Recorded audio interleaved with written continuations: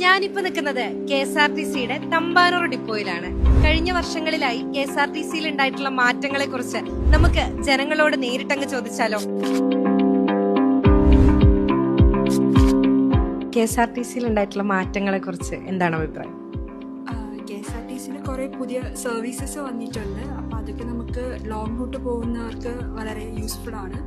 പിന്നെ ഓൺലൈൻ ഒരു ആപ്പ് അവർ ലോഞ്ച് ചെയ്തിട്ടുണ്ടായിരുന്നു. അപ്പോൾ അത് വെച്ചിട്ട് ബുക്ക് ചെയ്യാനും വളരെ കൺവീനിയൻ്റ് ആണ്. വെയിറ്റ് ചെയ്യാനായിട്ടൊരു സൗകര്യം അതൊക്കെ ഉള്ളത് നല്ലൊരു ഇതായിട്ട് എനിക്ക് തോന്നുന്നത്.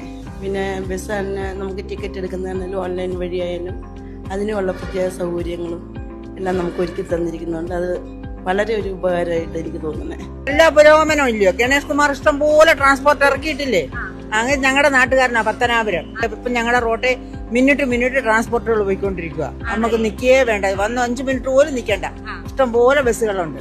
ഒരുപാട് മാറ്റങ്ങളുണ്ട്. ഇപ്പൊ ടിക്കറ്റൊക്കെ ഓൺലൈൻ ആക്കിയതും അതൊക്കെ ഭയങ്കര കാര്യമായിട്ടുള്ള കാര്യമാണ്. ഇപ്പൊ ടൈമിംഗ് ആണെങ്കിൽ ഒന്നുകൂടി നന്നായിട്ടുണ്ടെന്നാണ് തോന്നുന്നത്. ഇപ്പൊ ഞാൻ ഇപ്പൊ റീസെന്റ് ട്രാവൽ ചെയ്തപ്പോഴും കറക്റ്റ് ടൈമിൽ തന്നെ എത്തുകയും ചെയ്തു. പിന്നെ ബ്ലോക്കിലുള്ള നമുക്കൊന്നും ചെയ്യാൻ പറ്റില്ല, അതാണ് മെയിനായിട്ട്. പിന്നെ മെയിനായിട്ട് ടിക്കറ്റ് ഓൺലൈനാക്കി ഒന്നുകൂടി ഫ്രീ ആക്കി, അതാണ് മെയിനായിട്ട് വരുന്നത്. അത് സ്ട്രെസ് ഇല്ലാതെ മറ്റൊക്കെ ഓടി വരണം. ഇതാകുമ്പോൾ നമുക്ക് ഓൺലൈൻ തന്നെ ടിക്കറ്റ് ഒക്കെ ബുക്ക് ചെയ്യാൻ പറ്റും.